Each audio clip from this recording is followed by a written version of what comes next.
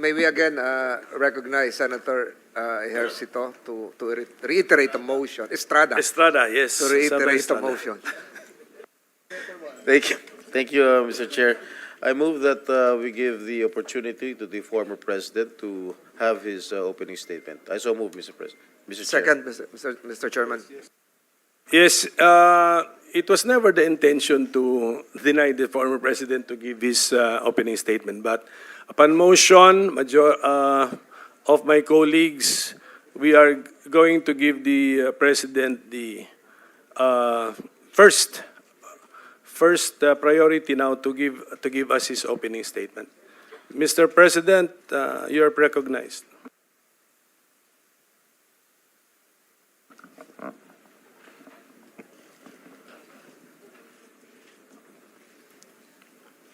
Before anything else, Senator, I'd like to thank the committee for inviting me para once and for all malaman natin ang totoo. So, I would like to request sa inyo na huwag ninyo akong ituring president or kaibigan. Treat me as a witness and tignan natin kung lalabas yung totoo. So, with your permission, at maraming salamat po sa inyong lahat for inviting me. I'd like to start. My mandate as President of the Republic was to protect the country and the Filipino people. Do not question my policies because I offer no apologies, no excuses. I did what I had to do. And whether you believe it or not, I did it for my country. The war on illegal drugs is not about killing people. It is about protecting the innocent and the defenseless.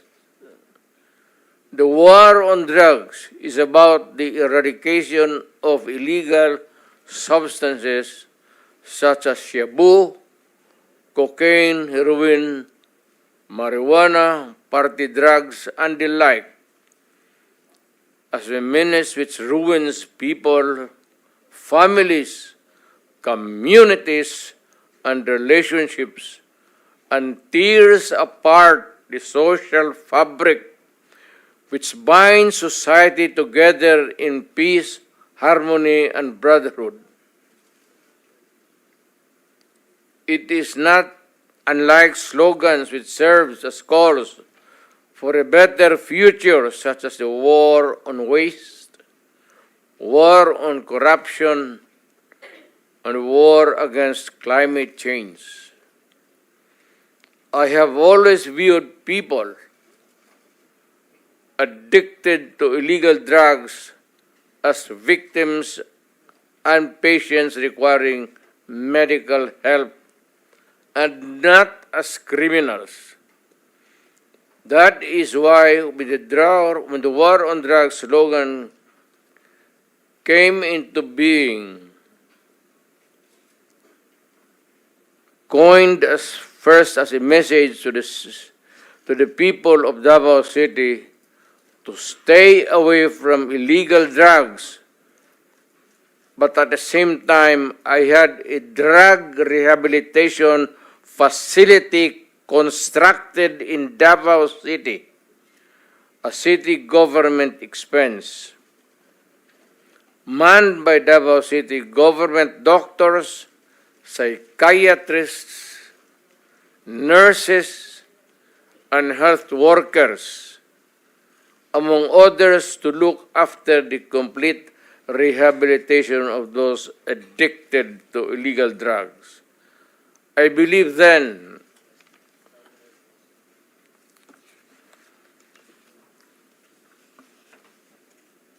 and I still believe now that rehabilitation and not fear of death or incarceration to be the key to the return of the addicted individuals back to the mainstream of a just and forgiving society.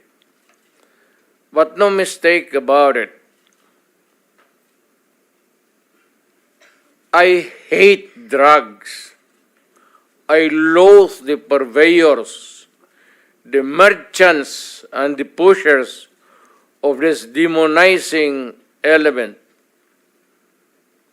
I have not failed to emphasize this from the very day of the campaign when I ran for the presidency in 2016. This was my covenant with the Filipinos who believed in me. And to this day,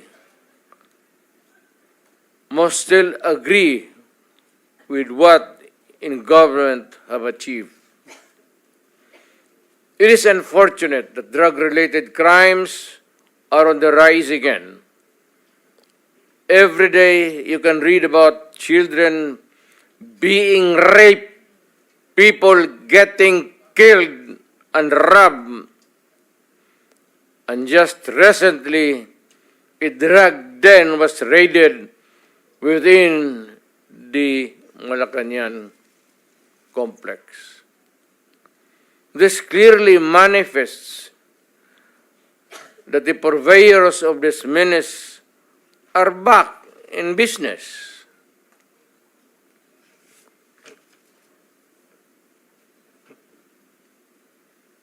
Ano?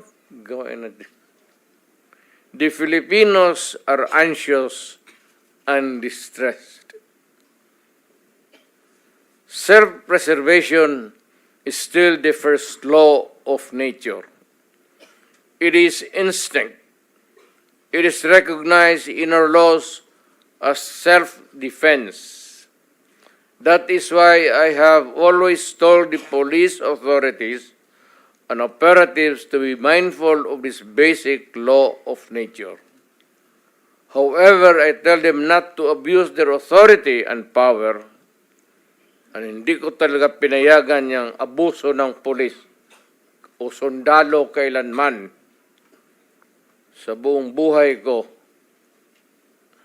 and as mayor for so many years and as president. In the guise of protecting themselves. But when your very life is placed at risk, and it can be snuffed out in a matter of seconds, then and only then must you act accordingly. Repel the aggression only in self-defense. Alam mo, matagal ako nagturo sa aming bayan sa Police Academy. When I was a prosecutor, to augment my income noon bago akong kasal, nagturo ako sa police. Ang sinabi ko talaga sa kanila, when you are arresting a criminal, you are not supposed to request him to surrender. Rather, you have to overcome the resistance. However, pag ayaw, it's the duty of the police is to overcome the resistance kung ayaw mag-surrender. At kung may baril, at kung tingin mo, sabi ko sa mga polis doon sa academy, mamamatay ka, barilin mo. Barilin mo sa ulo. Patayin mo at least one less criminal in the community. Yun ang utos ko when I was a fiscal and I was a professor doon sa Police Academy. Yun ang turo ko sa kanila. No quarters given, no quarters asked. Criminal ito.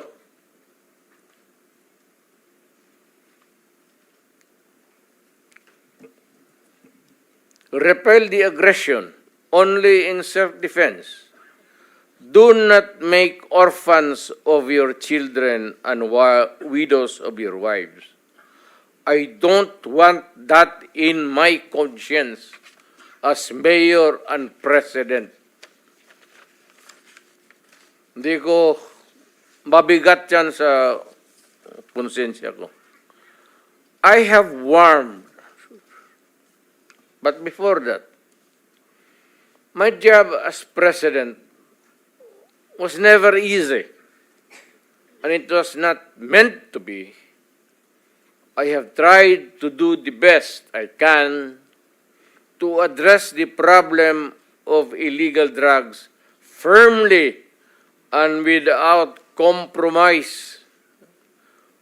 For all of its successes and shortcomings, I alone take full legal responsibility sa lahat na nagawa ng mga pulis pursuant to my order. Ako ang managot. At ako ang makulong. Huwag yung pulis na sumunod sa order ko. Kawawa naman. Nagtatrabaho lang. Yun ang gusto kong sabihin sa Pilipino at mabutit niyaya ninyo ako dito. Once and for all, yan ang gusto kong sabihin sa tao.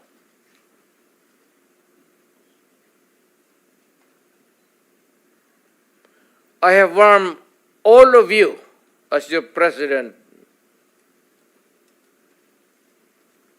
then and as a private citizen now. Drugs will destroy the Filipino. It will destroy my country, and I will never allow it. Baski ako empleyado sa gobyerno o private citizen, I will do what is necessary to protect my country, my community, at yung mga anak natin. This is a matter of principle. At papagkamatayan ko yan. Maraming salamat. I'm ready to answer your question. Marami ka nang nilukot, minalangya. Pati batas, binaboy mo. Pinuno mo na sa